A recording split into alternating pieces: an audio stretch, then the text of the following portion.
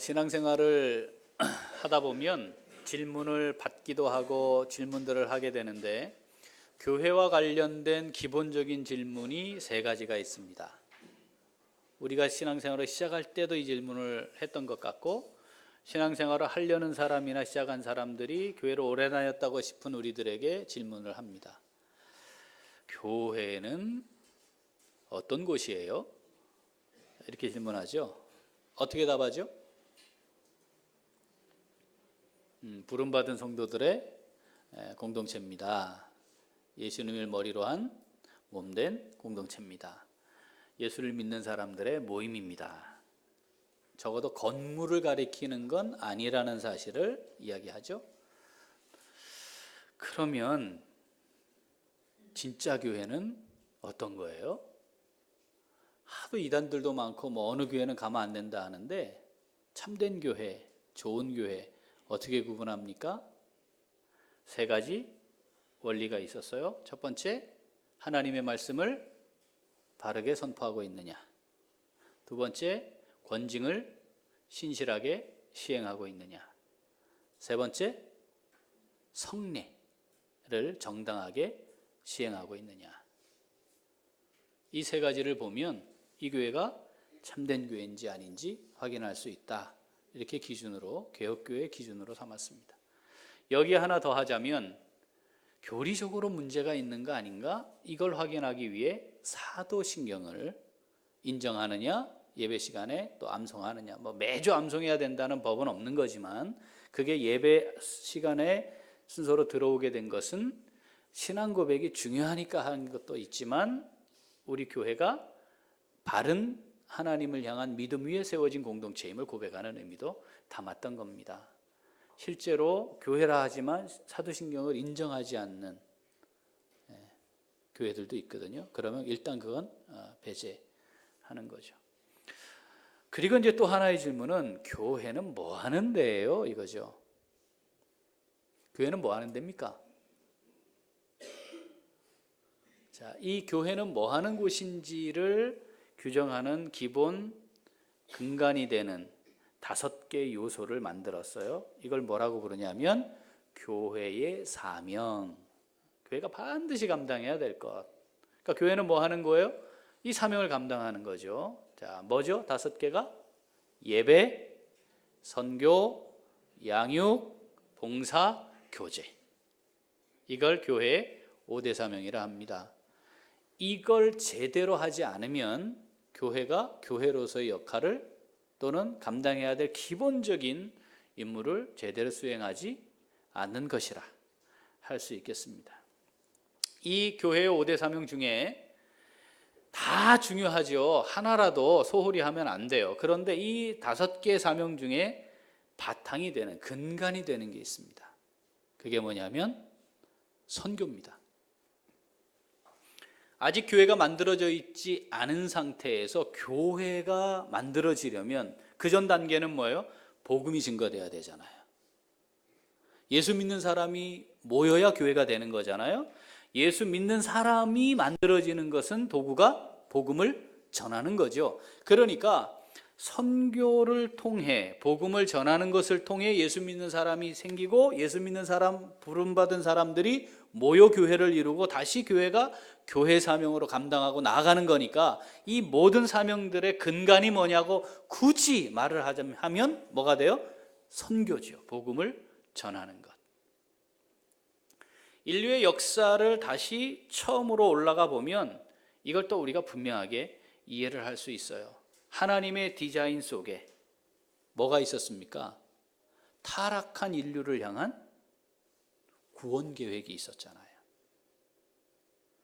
처음 인류가 타락했을 때 이미 하나님이 뭘 말씀하셨어요? 여자의 후손으로 오게 될 메시아를 말씀하시면서 이 죄로 인해 죽고 심판받을 수밖에 없는 이 죄인들을 향한 구원 계획을 태초부터 말씀을 하신 것은 곧 이 역사가 뭐를 중심으로 간다? 예수 그리스도를 믿게 됨으로 구원받는 그 구원의 역사로 진행될 것이라는 걸 말씀하신 거죠. 그 도구가 뭐예요? 선교입니다. 자, 예수님이 승천하셨습니다. 승천하시기 직전 마지막으로, 아직 교회가 형성되어 있진 않았죠. 예수님의 제자들은 있었지만 오순절에 성령이 강림하기까지 아직 교회 공동체가 아니었으니까 그 전에 제자들을 향해 주신 명령, 우리 너무나 잘 아는 말씀 아닙니까? 그것은 교회가 이루어지기 전에 이미 각 예수를 믿는 제자들, 따르는 제자들, 믿음을 가진 사람들에게 주신 명령이죠. 자, 마태복음 28장 18절부터 한번 읽어보겠습니다. 예수께서 나와 말씀하여 이르시되 하늘과 땅의 모든 권세를 내게 주셨으니 그러므로 너희는 가서 모든 민족을 제자로 삼아 아버지와 아들과 성령의 이름으로 세례를 베풀고 내가 너희에게 분부한 모든 것을 가르쳐 지키게 하라. 볼지어다 내가 세상 끝날까지 너희와 항상 함께 있으리라 하시니라. 아멘. 여기에 보면 복음을 전하는 것, 즉 선교에 대한 대위임령, 이렇게까지 이름을 붙이면서 이것이 교회의 근간이라는 것을 이야기하고 있는데 선교의 핵심 요소가 들어있어요. 첫 번째, 대상입니다. 뭐죠? 모든 민족. 모든 민족. 자, 모든 민족이면 우리 민족도 포함되는 거죠. 우리 민족도 포함한 세계에 있는 민족들을 다 대상으로 합니다. 두 개의 명령. 첫 번째, 가라. 그들을 향해 가야 합니다. 두 번째, 제자 삼아라. 지키도록 가르쳐서 제자 만들어라. 자, 이게 선교의 본질이에요. 제대로 신학이 가르쳐지고 이런 말씀들을 체계적으로 교육받지 못하던 시대에도 교회가 세워지면서는 선교를 시작했으니까 우리가 6.25 동란이 끝남과 동시에 일제시대가 끝나고 6.25 동란이 끝남과 동시에 이제 선교사를 파송했거든요. 한국교회가. 그때의 선교에 대한 이해는 타 문화권, 타 언어를 쓰고 있는 곳, 타 인종들에게 가는 걸 선교라고 생각했어요. 그래서 이 민족, 우리 민족을 대상으로 한 건 선교라는 용어를 쓸 수가 없다 생각을 했습니다. 그런데 지금은 다시 말씀으로 돌아가니까 뭐요? 모든 민족이니까 우리 민족도 포함하는. 그래서 전도와 선교가 구분되는 게 아니고 복음을 전하는 일체의 전체 행위를 가리켜 포함하는 용어로 쓸 때 뭐라 한다? 선교. 선교를 하는 겁니다. 자, 이 선교는 하나님의 인류를 향한 구원 계획의 기초이고 교회의 사명의 근간입니다. 교회가 왜 있어야 합니까? 뭘 해야 합니까? 선교해야 해요. 그런데 안타깝게도 우리가 접해 있는 현실은 선교를 교회가 하고 있는 여러 가지 일들 중에 액세서리처럼 하나 달고 있는 거예요. 선교는 당연히 해야 될 일인데, 그렇죠? 대한민국 교회의 5%가 되질 않아요. 주파송 선교사를 보낸 교회가.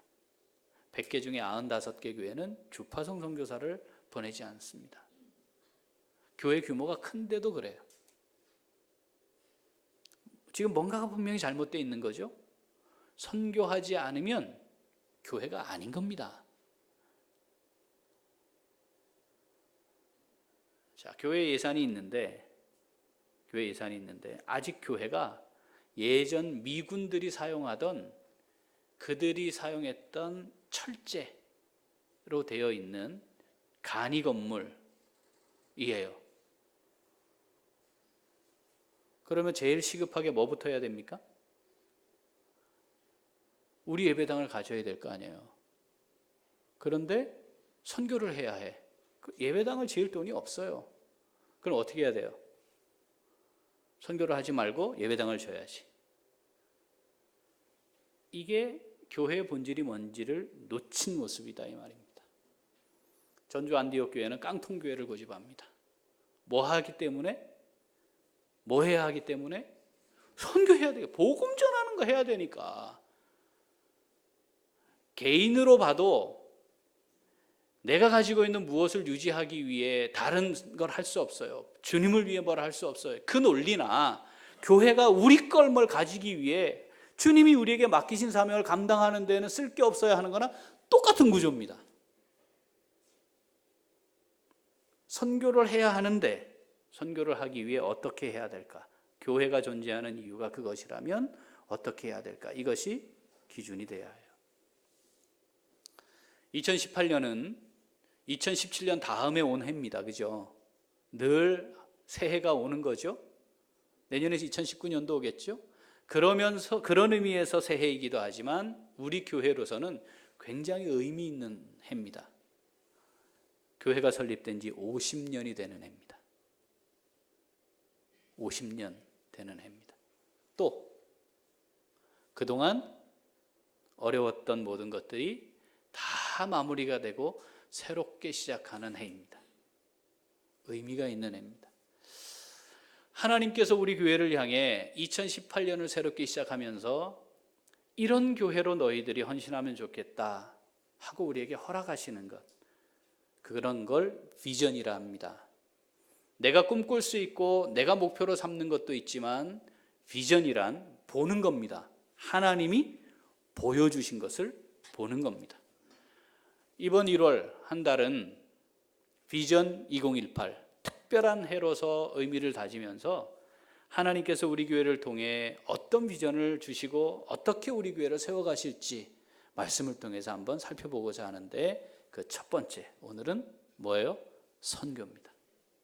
어떻게 해야 할까? 하나님이 원하시는 건 도대체 뭘까? 오늘 말씀을 통해 살필 텐데, 선교, 그런데 제대로 효과적으로 하나님이 기뻐하시도록, 그래서 앞에 뭘 붙였어요? 전략적 선교라 이름을 붙였습니다. 자, 하나님께서 우리에게 주신 비전을 따라 감당해야 할, 우리 교회가 감당해야 할 전략적 선교는 어떤 것일까? 오늘 말씀을 살펴보려고 합니다. 첫째,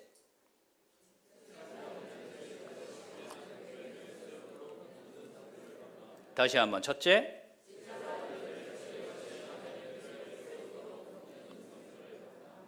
선교는 복음을 전하고 그렇게 복음이 전해진 곳에 부름받은, 구원받은 성도들이 함께 모여 교회가 세워지는 것, 이게 궁극적 목표거든요. 자, 그런데 예배당도 지을 수 있고 사람도 일정 부분 모이면 교회다 할 수 있는데, 자, 제대로 된 선교는 그 교회가 제자 훈련을 제대로 시행하도록 돕는 선교를 해야 합니다. 오늘 본문 한번 읽어보죠. 디모데후서 4장 2절. 자, 너는 말씀을 전파하라. 때를 얻든지 못 얻든지 항상 힘쓰라. 자, 말씀을 전파하라. 말씀 전파는 때를 얻으면 하고 못 얻으면 안 하는 게 아니고 어느 상황이든지 말씀해 보세요. 제가 듣겠어요. 할 때는 때를 얻은 거예요. 그런데 이게 들을 준비가 잘 돼 있지 않은데 지금이 아니면 안 돼. 이거는 못 얻은 때지만 해야 되는 거죠. 그래서 항상 준비하고 힘써야 돼요. 그렇죠? 근데 그 말씀을 전파한다는 게 뭐냐 하는 겁니다. 오늘 보면 다시 보죠. 자, 너는 말씀을 전파하라. 때를 얻든지 못 얻든지 항상 힘쓰라. 범사의 오래 참음과 가르침으로 경책하며 경계하며 권하라. 내가 너에게 분부한 모든 것을 가르쳐 지키게 하라. 오래 참음과 가르침으로 경책하고 경계하며 권하라. 지키도록 가르치라 하는 말씀과 같은 맥락인 거죠. 인내해야 해요. 오랜 시간 동안 세속적 원리에 물들었던 생각, 삶의 태도, 삶의 방식이 하루아침에 바뀌겠습니까? 그렇지 않습니다. 그러니까 인내함으로 가르치되, 때로는 책망도 하고 경계도 해줘야 되고 때로는 권면도 하고 하는 훈련의 과정을 거쳐서 신앙인이 되는 겁니다. 성숙한 하나님의 사람이 되는 겁니다. 교회를 오래 다닌다고 되는 게 절대 아니고요. 훈련되지 않고 이러한 과정을 반복하는 것을 경험하지 않았는데 오래 다니면 오히려 교만에 빠지기 쉽습니다. 그러니까 말씀을 전파하라 하고서는 어떻게 해요? 훈련해야 된다. 시간을 두고. 문제는 선교지는 물론이죠. 이 땅에 있는 교회들도 이게 잘 안 되는 교회들이 많아요. 이런 거 하자 그러면 성도들이 좋아하지 않는 분위기가 있어요. 그렇지 않나요? 네. 이렇게 해야 된다 할 때 아멘 이렇게 응답을 해야 하고, 왜 우리는 이런 거 안 합니까? 더 해야지. 이렇게 되는 교회여야 하는데, 이런 거 하자 그러면 부담스러워요. 예, 뭐 겨우 상가에서 모이는 교회가 뭐 이렇게 빡빡하게 해? 뭐 이럴 수도 있단 말이죠. 그런데 하나님이 원하시는 하나님의 교회의 모습은 이러해야 된다는 것을 말씀하는 겁니다. 2018년은 교회가 어떤 분위기로 갈지 감 잡으셨죠?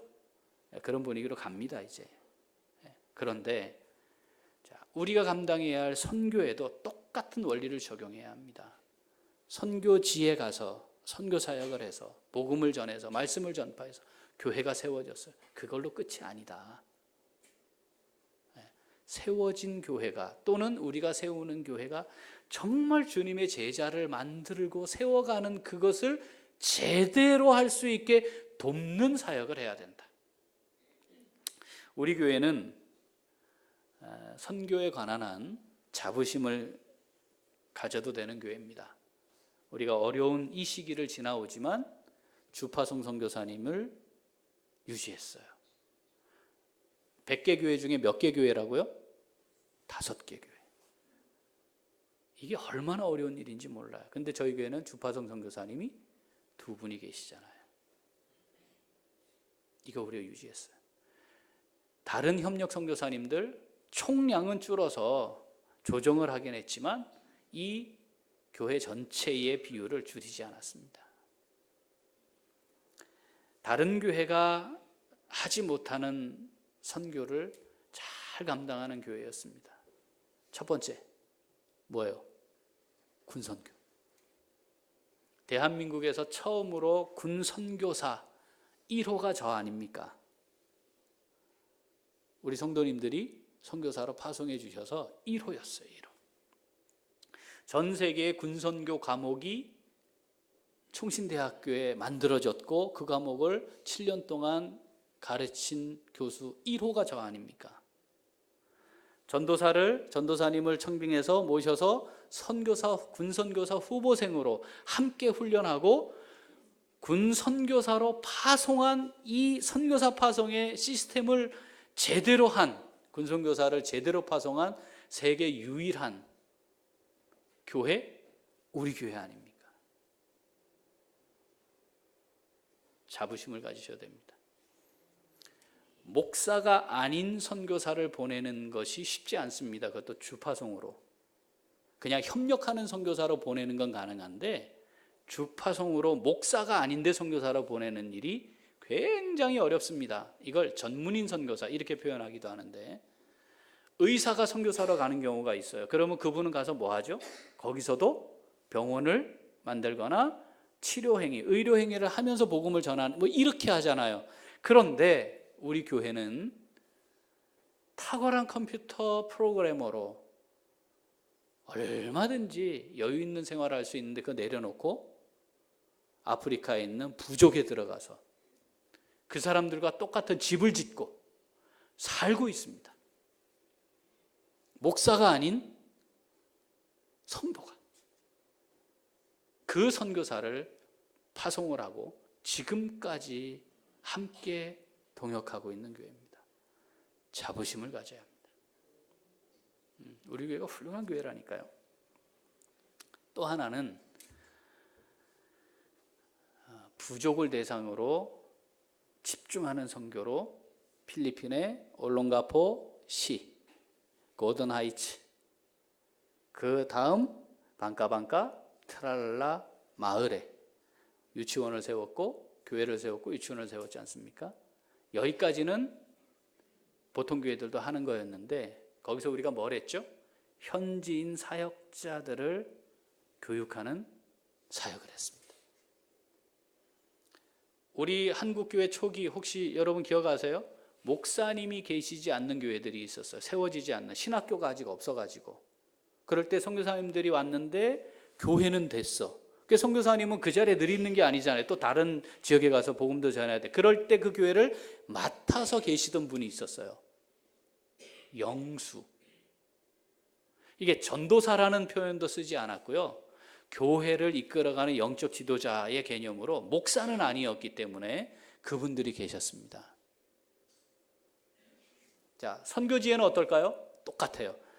신학교가 세워지기 전까지 복음은 전해지고 사람들은 구원받아서 모여서 예배를 드리게 되고 교회가 이루어지잖아요. 자, 그런데 필리핀에는 교회가 많이 세워졌어요. 똑같이 아직 신학교가 없기 때문에 목사가 아닌 분들이 교회를 맡았는데 이분들을 나중에는 목사라고 부르게 됐어요. 지금은 신학교가 굉장히 많아서 제대로 된 교육을 통해 목사들이 만들어집니다. 자, 먼저 이 목사가 되신 이분들 어떻게 하죠? 신학교로 가면 되잖아요. 그런데 목사가 된 지 벌써 이 군대 말로 밥을 내가 먹어도 얼마를 먹었는데 20살짜리 애들하고 들어가서 교육받는 게 쉽지 않은 거예요. 그런데 실제로 이분들이 필리핀에 세워진 교회의 절반 이상입니다. 그러니까 이 교회를 제대로 세우려면 어떻게 해야 되겠어요? 이 세워진 사역자들을 제대로 세워드려야 돼요. 이걸 하려면 두 가지가 있어야 되겠죠. 교육할 수 있는 장소가 있어야 하고 또 하나는 가르치는 사역자들이 있어야 돼요. 그냥 목사님들이 몇 명 모여갖고 뭐 하자 그래갖고는 안 되고 제대로 가르쳐야 되잖아요. 감사하게도 우리 교회가 이 사역을 이 어려운 중에도 해왔어요. 총신대학교 교수님들의 헌신이 있었기 때문이에요. 함용주 교수님이 중심에 있었죠. 심창석 교수님, 오태균 교수님, 호주 기독교대학 총장 교수님 오셔서 우리가 딱 해드린 건 비행기표 같이 먹고 자는 거, 사례비 일체 받지 않았습니다. 그렇기 때문에 이 사역을 진행할 수 있었습니다. 자, 새로운 반세기를 시작하는 올해는 그리고 하나님이 기뻐하시는 이 사역을 이제는 좀 체계적으로 해보자. 어떻게 하면 될까요? 1년에 2주, 3일, 4일 이걸로는 안 돼요. 우리가 늘 가서 사역을 하고 올 때마다 늘 너무너무 아쉬워하는 모습을 뒤로 하고 와야 했어요. 이제는 우리가 주파송 선교사를 필리핀에 보내고 그 사역을 감당할 수 있는 분으로 보내고 제대로 된 센터를 하나 지어서 학기제로 그런 분들이 와서 마음껏 준비해서 훈련받고 준비해서 교회 사역을 할 수 있도록 하는 사역을 해야 합니다. 이것이 제자 훈련을 제대로 하는 교회로 세워지도록 돕는 선교입니다. 감사한 것은 이 사역을 진행을 함에 있어 아주 훌륭한 총신대학교 교수님들이 우리와 함께 하고 있다는 거죠. 2018년은 이 비전을 따라 나아가는 한 해가 될 것입니다. 함께 기도하고 하나님이 주신 같은 비전으로 품고 나아갈 수 있기를 소원합니다. 자, 둘째.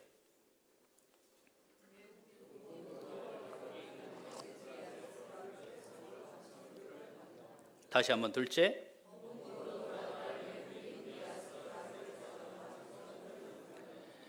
하나님의 인류 구원의 역사를 우리가 한번 다시 이제 뒤로 돌아가 보는 거예요. 전 세계의 복음이 증거되도록 하기 위해 그 전 세계의 복음을 전하는 도구가 필요했잖아요. 이건 정치적 영향력도 있어야 되고 복합적인 요소가 있어야 돼요. 역사를 돌아보니까 그 일을 위해 선택된 도구인 나라가 있었습니다. 어디입니까? 로마입니다. 로마 제국이에요. 그런데 로마 제국, 우리가 그 앞으로 또 돌아가 보면 로마가 약 300년 이상을 실제적으로 아주 모질게 박해하거나 아니면 로마 제국의 근간이 이미 범신론이기 때문에 유일신 하나님을 받아들일 수가 없는데 그 기간이 있고 그런 나라인데 어떻게 이 로마가 하나님의 선교 역사의 도구가 되었을까?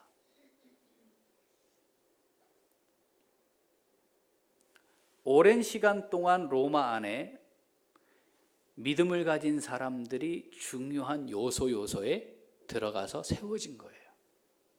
어느 날 갑자기 된 게 아니라 그 박해 기간, 어려운 기간에 교회는 순수한 믿음의 전통을 갖고 있었고 이 교회와 복음을 접한 로마 사람들이 시간이 오래 지나가면서 로마의 영향력 있는 자리에 있게 되었고 결국은 결정을 하기까지 이른 거죠. 콘스탄티누스 그 황제가 기독교 전통에서 자랐단 말이에요. 그러니까 그걸 결정을 할 수 있는데 그 결정을 할 때 그 주변에 있는 귀족들이 뭐 그렇게 합시다 이렇게 된 거란 말이죠. 이게 오랜 세월 지나가죠. 그러면 어떻게 이 로마인들이 또 로마의 복음이 전해졌는가? 바울이 최종적으로 로마에 들어갔지만 문제는 그 이전부터 하나님의 계획에 따라 차분하게 진행이 된 거예요. 겉으로 보면 박해라서 너무 힘들고 어려운 상황에 놓여 있었지만 하나님의 그 역사는 진행이 됐습니다. 자, 마태복음 8장에 우리가 알고 있는 사건이 있어요. 자기 하인이 중풍병 걸려서 주님께 나온 사람입니다. 그렇죠? 주님이 집에 가려고 하니까 아니 그러지 마십시오. 말씀만 하셔도 되는 줄 제가 믿습니다. 그 사람이 뭐였죠? 신분이 백부장이었습니다. 이 사람은 일정 기간 여기서 근무하다가 다시 어디로 가요? 로마로 돌아갈 사람이에요. 백부장, 지휘관으로 있는 장교였기 때문에 상당한 영향력이 있는데 주님이 이 사람을 향해 이스라엘 백성들 중에서도 이만한 믿음을 찾아보지 못했다고 인정받은 믿음의 사람이었습니다. 그들이 돌아간 거죠. 자기가 있는 자리에서도 영향을 미쳤지만 돌아가는 겁니다. 마태복음 27장 예수님이 십자가에서 돌아가실 때 이는 진실로 하나님의 아들이었도다 선언한 사람이 누구였습니까? 백부장이었습니다. 여러분 벤허 영화 보셨나요? 거기에 백부장 이름이 나와요. 마르커스. 빌라도의 고백, 빌라도 보고서 그 책에도 보면 빌라도가 그 백부장의 이름을 마르커스라고 기록하고 있어요. 이 사람 나중에 본국으로 돌아간 겁니다. 그리고 결정적으로는 사도행전 10장에 나타나는 이탈리아 부대, 이름이 그거예요. 이탈리아 부대. 이건 뭐냐면요, 용병들 막 그냥 섞어놓은 군인들로 이루어진 부대가 아니고 로마 시민들로 구성된 부대, 이런 뜻이에요. 이게 말하자면 엘리트들 중에 엘리트예요. 이 가장 엘리트에 해당하는 이 부대의 지휘관이 고넬료였단 말이에요. 그런데 성경을 보면 고넬료가 이미 베드로를 만나기 전에 이미 하나님을 잘 믿는 사람이고 집안 전체가 믿음 안에 있었다, 이렇게 기록을 해요. 그리고 베드로를 만날 때에는 친척도 부르고 친구들도 부르고 자기 부하들도 불러놨지 않았겠습니까? 거기에 영향력 있는 사람들은. 그러니까 이미 그렇게 복음을 받고 듣고 준비된 사람들과 앞으로 다시 로마로 들어가게 될 사람들이 복음을 듣고 받아서 로마라고 하는 복음을 위한 도구, 나라가 만들어진 거죠. 사도행전 10장 한번 읽어보겠습니다. 1절 2절. 가이사라에 고넬료라 하는 사람이 있으니 이탈리아 부대라 하는 군대의 백부장이라. 그가 경건하여 온 집안과 더불어 하나님을 경외하며 백성을 많이 구제하고 하나님께 항상 기도하더니, 이미 이 믿음의 아주 좋은 믿음의 행위들과 전통을 갖고 있었다 이 말이죠. 자, 24절. 이튿날 가이사라에 들어가니 고넬료가 그의 친척과 가까운 친구들을 모아 기다렸어요. 그리고 이제 복음을 받게 되고 거기 성령이 임하지 않습니까? 자, 이런 관점에서 보면 전략적 선교에, 자, 우리가 지금 해외 선교를 잘하는 교회고 뭐 자부심을 가져도 될 만한데 이제 새롭게 한번 전략적 선교의 한 분야를 생각해 보자는 겁니다. 여러분 21세기에 전 세계에 가장 영향력을 미칠 수 있는 국가 앞으로 어딜 것 같습니까? 중국입니다. 중국. 구조적으로 보면 아직도 기독교를 박해하고 탄압하고 있는 사회주의, 공산주의 국가입니다.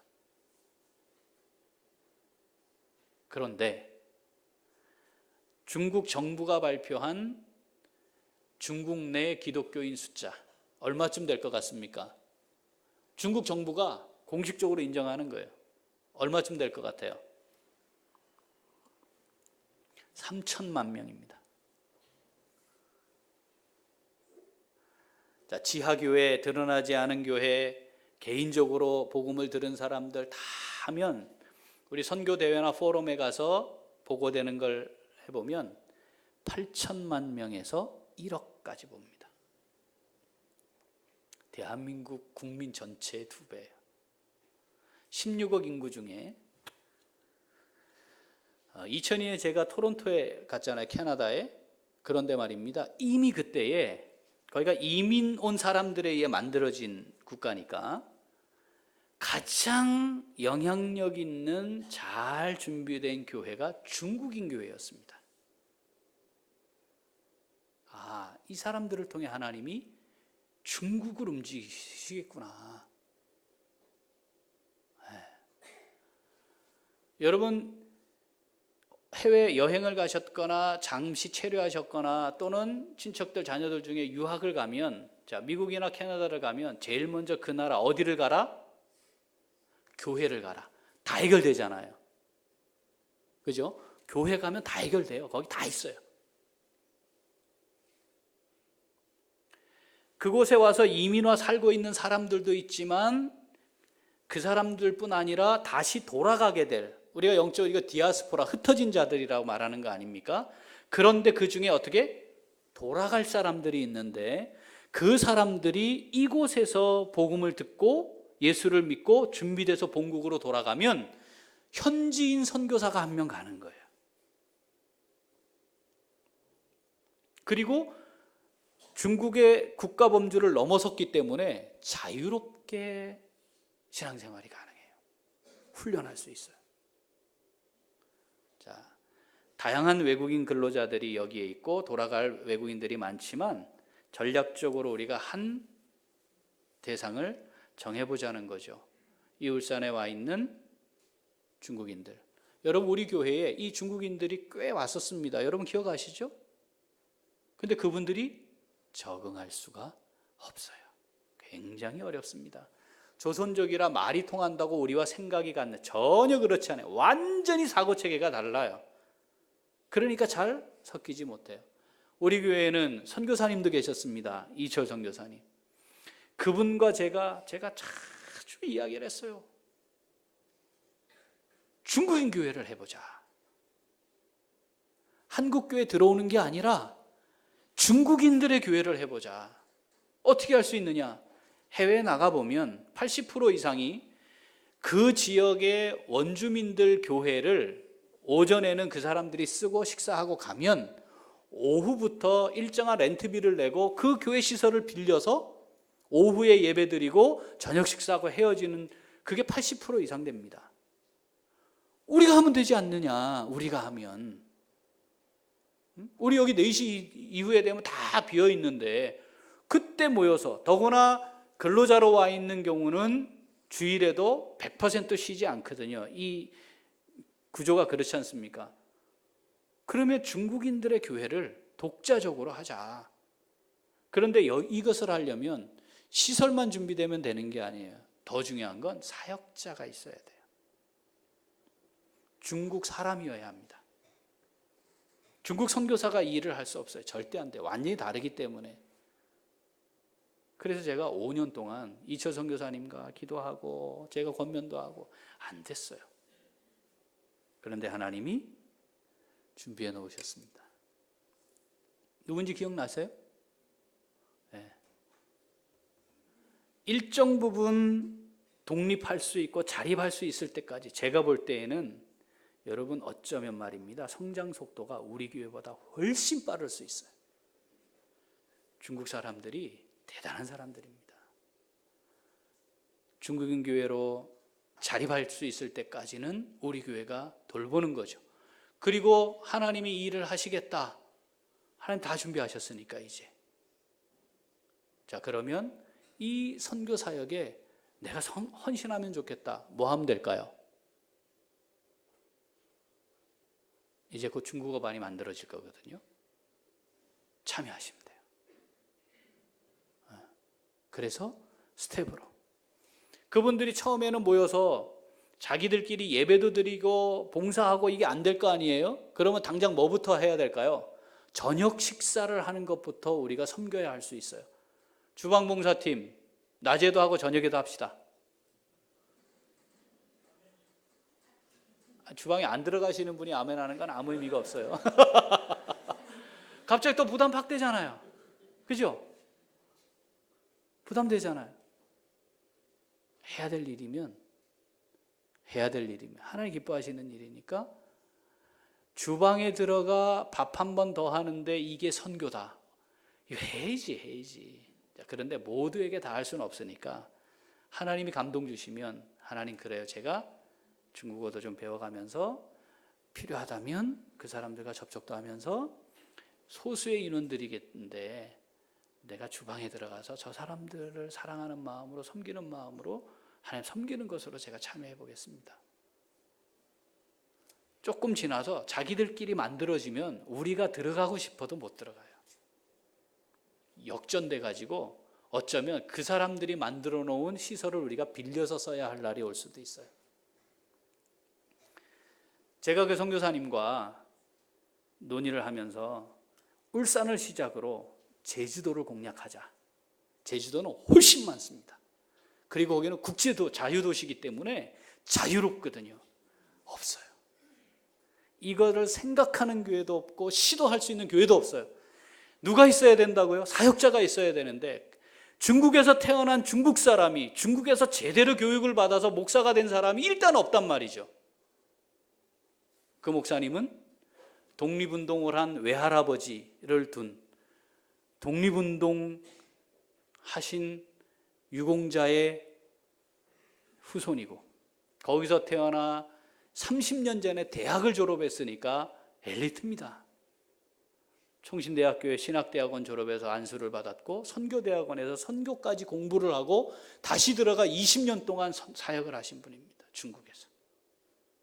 여러분 이런 분을 우리가 모시고 동역할 수 있다는 것 자체만으로도 이건 은혜입니다.